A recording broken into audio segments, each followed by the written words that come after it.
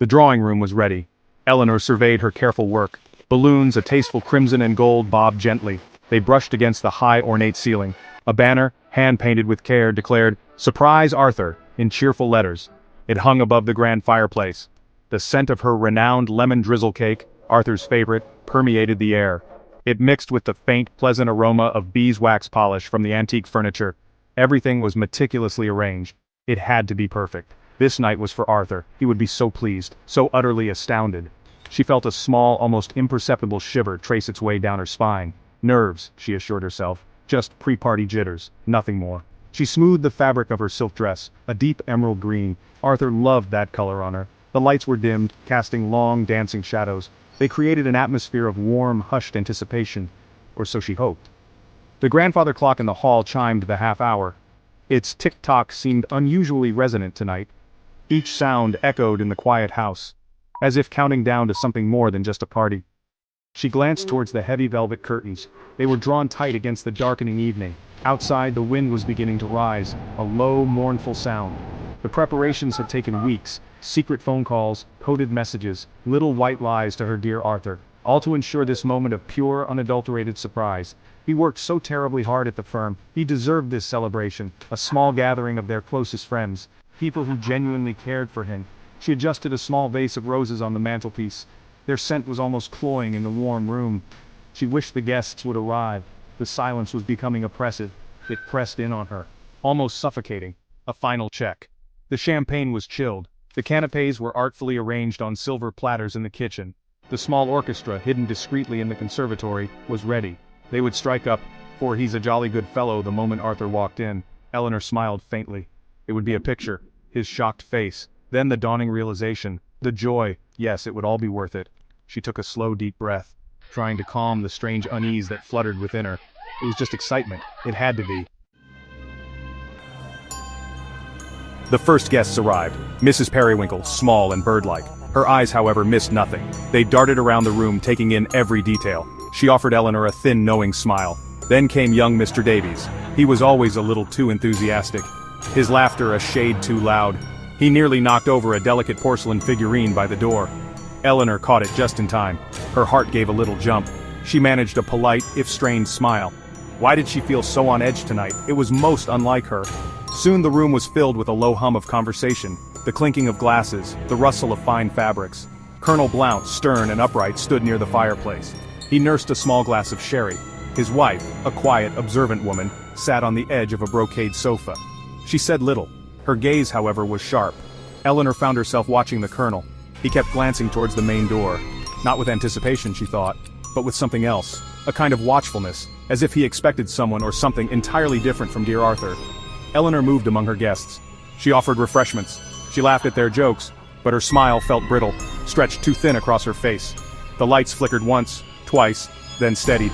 A momentary lapse, chuckled Mr. Henderson, a portly banker. The spirits of the house are joining the party. Eleanor did not find it amusing. A draft, cold and unwelcome, snaked through the room. She was sure she had closed all the windows. Hadn't she checked? The warmth of the room seemed to recede, replaced by a subtle chill. The conversations ebbed and flowed, yet an undercurrent of something else began to stir. A shared, unspoken feeling. The initial gaiety felt forced now. The laughter did not quite reach the eyes. Eleanor noticed Mrs. Periwinkle whispering to Mrs. Blount. Their heads were close together, their expressions serious. When they saw Eleanor looking, they fell silent. A flush rose on Mrs. Periwinkle's cheeks. Eleanor's unease grew. It was a tangible thing now, a presence in the room, unseen, uninvited. This was not how she had envisioned Arthur's party. The grandfather clock in the hall struck 8. Its chimes seemed to toll, each one a heavy weight. Arthur should have been home by 7:30, at the latest. He was a man of routine, of punctuality. A polite, anxious murmur rippled through the assembled guests. "Perhaps the traffic is unusually bad tonight," Mr. Davies offered. His voice lacked its earlier confidence. Eleanor forced another smile. It felt like a grimace. Yes, of course. The city traffic can be dreadful. But she knew. Arthur always called if he was delayed. Always. She excused herself, stepped into the relative quiet of the hall. Her fingers fumbled slightly as she dialed Arthur's mobile number. It rang, and rang. Then the impersonal click, straight to voicemail. "This is Arthur. Please leave a message." His familiar voice, usually a comfort. Now it sent a fresh wave of cold dread through her. She tried again. The same result. A knot tightened in her stomach, a cold, hard knot of fear. This was wrong, terribly wrong. Arthur would never do this. Not without a word, not to her. She returned to the drawing room. The atmosphere had changed completely. The pretense of festivity had vanished, replaced by a palpable tension. The guests stood in small, hushed groups. Their faces were etched with concern. Some looked towards Eleanor with pity, others with a dawning suspicion. The scent of lemon cake now seemed sickly sweet. The bobbing balloons, once cheerful, now looked like grotesque, watching eyes. The silence was broken only by the incessant, maddening tick-tock of the clock, and the sighing of the wind outside, louder now, more insistent. "Perhaps we should call the police?" Mrs. Periwinkle suggested. Her voice was a thin, reedy whisper. "It's too soon for that, surely," Colonel Blount interjected. But his tone lacked conviction. Eleanor felt a wave of dizziness. She leaned against the doorframe for support. The room seemed to tilt. The smiling faces blurred. The carefully planned surprise. Her loving gesture. It was all unraveling, coming apart thread by thread, leaving something stark and terrifying in its place. Where was Arthur? What had happened to her husband? Suddenly, a distinct thud from upstairs. A heavy, muffled sound. It was unmistakable. Every head in the drawing room snapped upwards. All conversation ceased. The silence that followed was absolute, heavy, charged with a dreadful anticipation.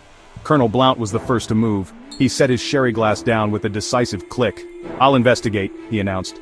His voice, though firm, held a tremor. He strode from the room. His footsteps receded up the main staircase, one by one, each step echoing in the unnerving quiet.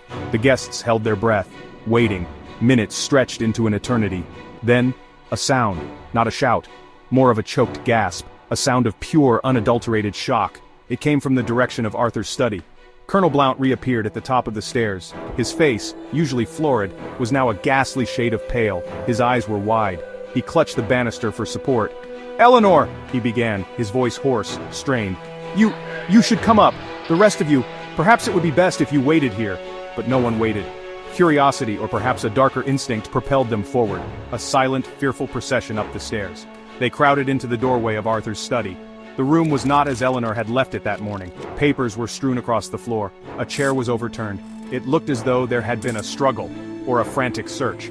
And there, on the polished surface of Arthur's mahogany desk, lay a single sheet of white paper. A typed note. Its message was brief, chillingly impersonal. "The surprise," it read, "is on all of you. He was never coming. He knew."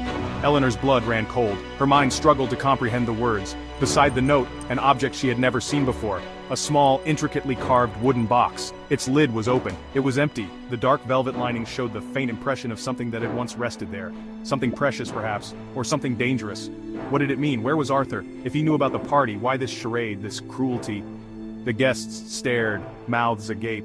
The festive balloons downstairs seemed a mocking memory.